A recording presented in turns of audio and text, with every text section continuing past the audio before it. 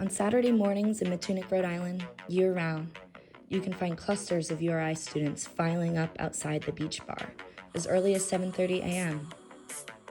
They wait for hours, sometimes all day, for a bar that will be packed, loud, and chaotic, filled with their best friends and their worst enemies.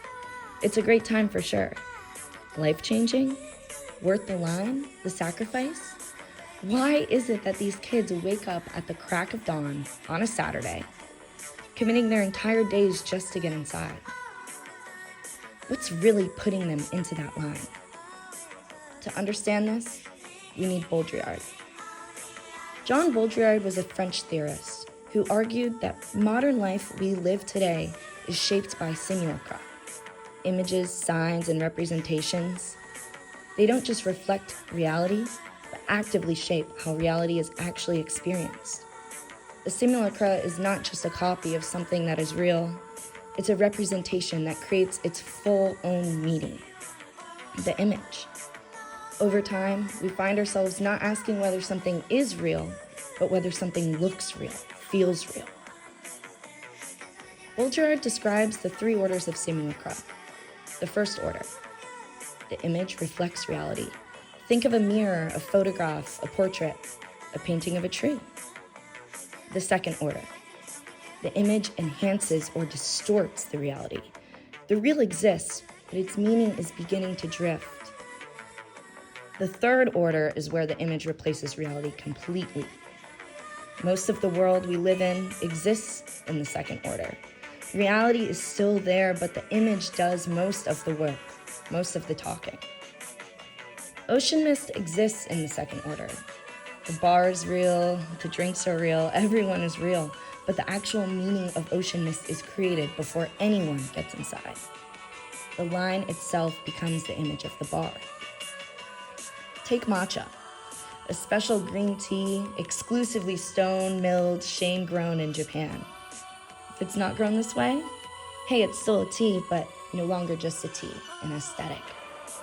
Or ethnic food that's made far from its origin country, marketed as authentic because it is, but it fits expectations of the image of what authenticity should look like.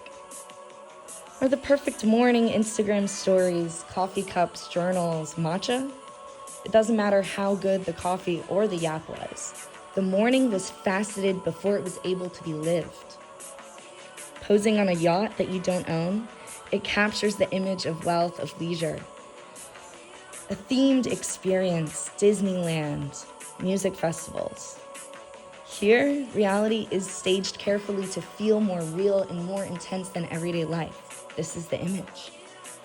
Think Carhartt. It was once strictly the working man's suit, utility.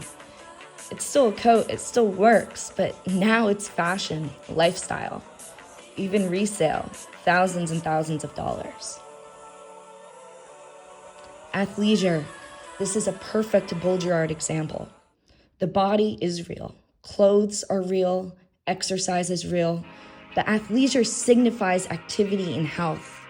You don't actually have to be exercising. It's the image of exercise that matters. This is exactly what happens in the ocean mist line. The line does not reflect how good the bar is. It doesn't measure the quality.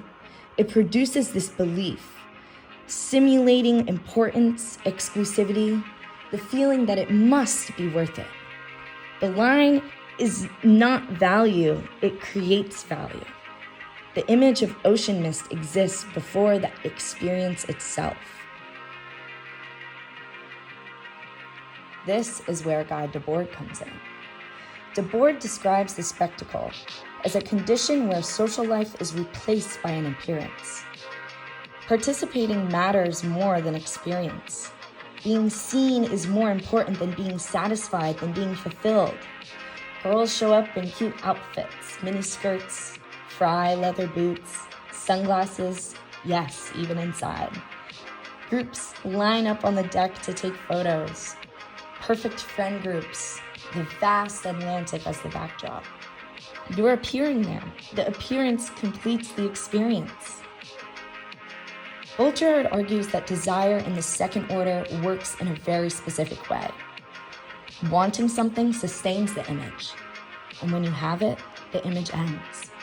The longer you wait, the longer you arrive, the more uncomfortable the line becomes, the more meaningful the experience needs to be.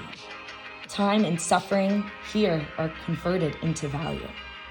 After waiting for hours, doubts are moved to the side. To critique going to the bar is like invalidating your own day, your time, your money. This is why people rarely say it wasn't worth it. And calling it overrated often comes from outsiders or from people that didn't get it. The line becomes a collective experience. People don't ask if the bar was good. They ask if you saw the line, how early you got there, how long you were waiting. The line becomes the story. This all works because ocean mist doesn't need to be exceptional. It doesn't need to be worth it. It only needs to be packed enough, loud enough, busy enough. This is all that hyperreality requires. Ocean mist is fun. It's beautiful. It's a tradition. But the bar is no longer the point. The image of the line replaces the reality of the bar. You don't stand in line for a drink. You don't even stand in line for the bar. You stand in line to enter the story.